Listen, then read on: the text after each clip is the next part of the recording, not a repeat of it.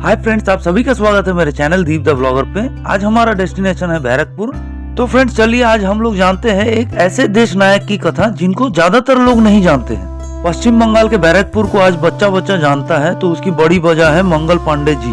उन्होंने 29 मार्च 1857 को विद्रोह का बिगुल बैरकपुर की छावनी से शुरू किया था। उन्होंने अंग्रेजों की चूल्हे अगले 2 सालों तक हिलाए रखी, लेकिन उसी बैरकपुर में आर्मी कैंटोनमेंट से रोज 3 वक्त यानी ब्रेकफास्ट, लंच और डिनर खाने का टिफिन बॉक्स एक खास व्यक्ति के लिए बनकर आता है। बैरकपुर के एक ऐसे सिपाही के लिए जिनके बारे में कहा जाता है उनकी वीरता की कहानियां सुनकर मंगल पांडे अंग्रेजों के खिलाफ विद्रोह करने का जज्बा जुटा पाए थे, जिनका नाम बिंदी तिवारी था।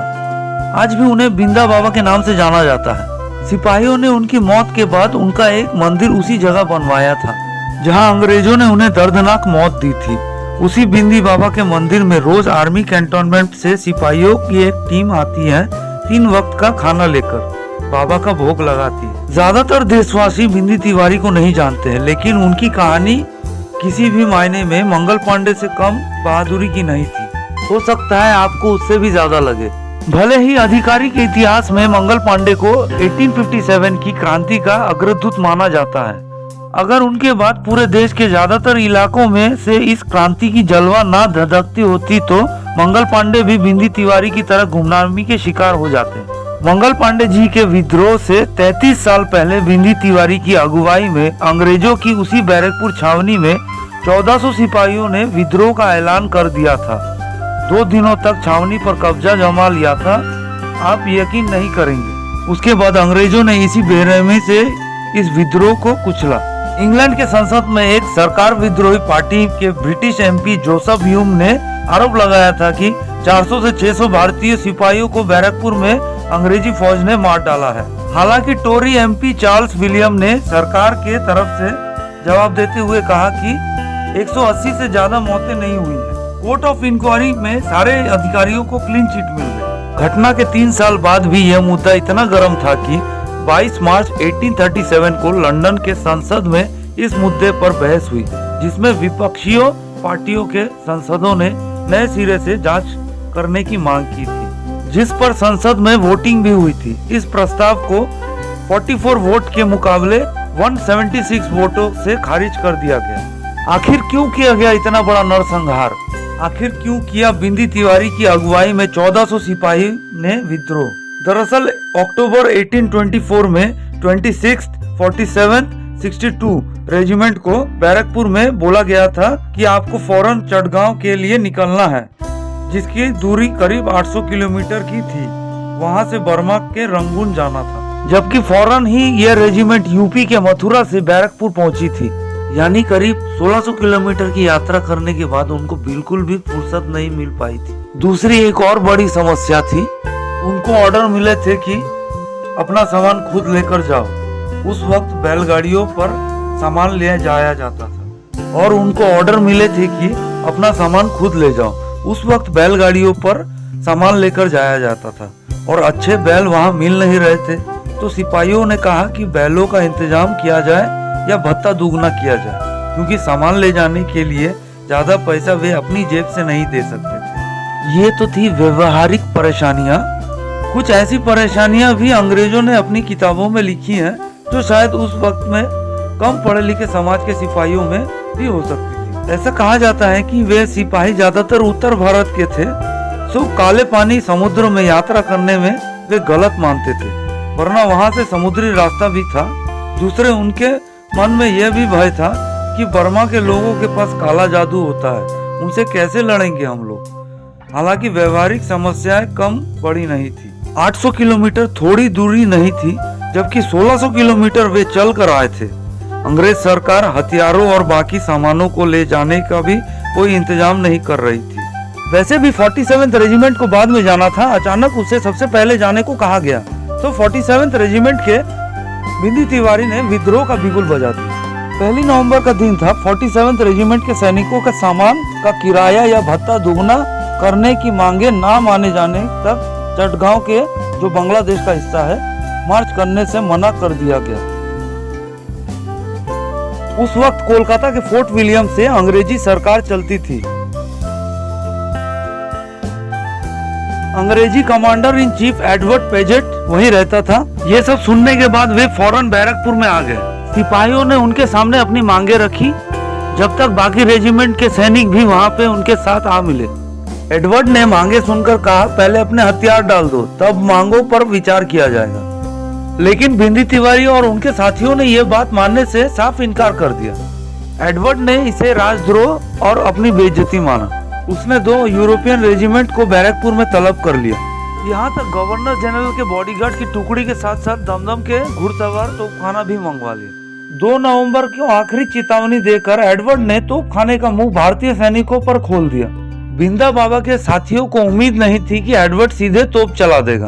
एडवर्ड ने पूरी छावनी को चारों तरफ से घेर लिया। भारतीय सैनिक इस हमले के लिए तैयार नहीं थे, फिर भी बिंदा तिवारी ने अपने साथियों का जोश आखिरी दम तक बनाए रखा। कितने ही सैनिक पीछे बह रहे घोगली नदी में कूदकर अपनी जान गंवा बैठे। अंग्रेजी फौज ने बेरहमी से कत्लेआम शुरू कर दिया। जब भारतीय सैनिकों की भगदड़ मची तो बिंदी तिवारी जी वहां से भाग निकले। यह ब्रिटिश भारत में सैनिकों का विद्रोह का पहला वाक्य था। सैकड़ों सिपाही आसपास के महिलाओं व बच्चों को अंग्रेजों द्वारा मारने के बाद जब सारे सिपाहियों ने हथियार डाल दिए, तब एडवर्ड ने जांच में पाया कि कुल 11 सिपाही जो पूरे विद्रोह का कमान संभाल रहे थे, जिनके सबसे बड़े नेता बिंदी तिवारी जी थे, जिसे सब बिंदा बाबा के नाम से जानते हैं। उन सभी को उसी दिन परेड मैदान में सबके सामने फांसी दे दी गई। एडवर्ड ब्रिटिश सरकार का क्रूरतम चेहरा था। वो सबको दिखाना चाहता था कि अंग्रेजों के खिलाफ जाने का क्या मतलब हो सकता। 52 यानी 52 सिपाहियों को 14 साल की सजा दे दी गई। अभी बिंदी तिवारी अकेले मोर्चा लिए हुए थे।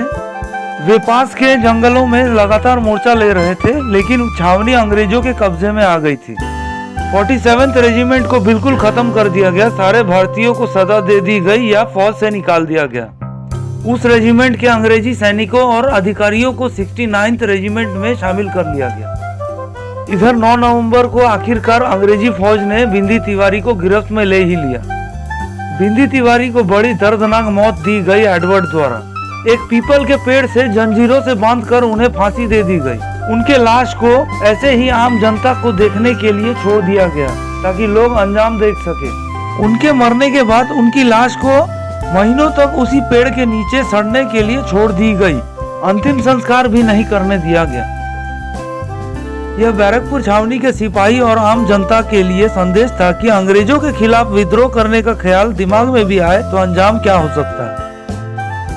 बिंदी तिवारी के मौत के बाद सिपाहियों ने उसी पीपल पेड़ के पास एक छोटा सा मंदिर बिंदी तिवारी के याद में बना दिया। वो मंदिर आज भी है। उसे बिंदा बाबा के मंदिर के नाम से जाना जाता है, जहां उनके साथ उनके आराध्य हनुमान जी की भी प्रतिमा है। बैरकपुर का हर सिपाही उनकी वीरता की कहानियों को वहां सुनता रहता है। लगभग हर सिपाही वहां माथा टेकने जरूर जाता है।